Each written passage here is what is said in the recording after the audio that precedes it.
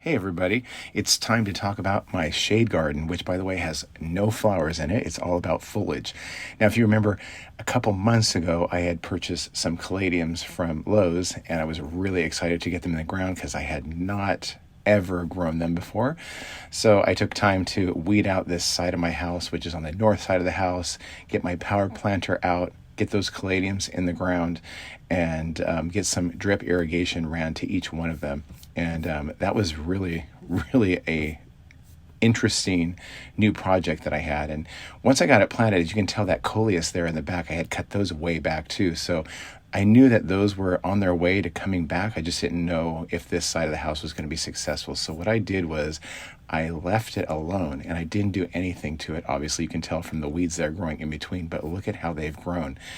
They've really, really, really done well, and they've filled out and they've changed color. They're more white than they were when I planted them. They did have a lot more green when they were in their cans, but now they look white, which is a really cool contrast with that Coleus there in the back. And that, look at that, those colors, the green from the Coleus, the chartreuse with the like burgundy with the like hot pink center on those Coleus. Those, by the way, are Torchlight Coleus from Proven Winners.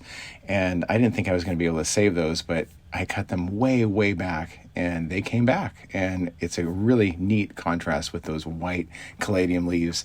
And then also the little spot of red in the caladiums in the middle. It kind of brings everything together and really looks nice. And by the way, no flowers at all, which is a rarity for me. Anyways, I wanted to get that weeded out, that whole side there, which is, it grows weeds beautifully. And I know I could put things down to hinder the weeds, but they come out really easy by the roots. So the main reason why I have so many weeds in that flower bed is because originally I had let that go and it went to complete seed in there and they just seeded themselves beautifully. And so I didn't doubt for a second that I would have more weeds growing there. And we've had some very unusual weather here in Southern California. Last week we had a lot of rain, which is not normal.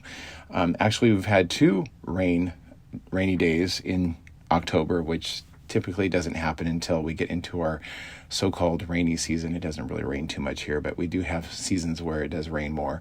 And that just really kind of helps those weeds there take off. As you can tell, that ground is nice and moist and those weeds are super healthy. I'm going to go ahead and clean the rest of this out, clean out the front part of my flower bed, put down some planter mix as some mulch, and show you some before and after of how these things look after everything's cleaned up, guys. All right. Thanks for watching, everyone.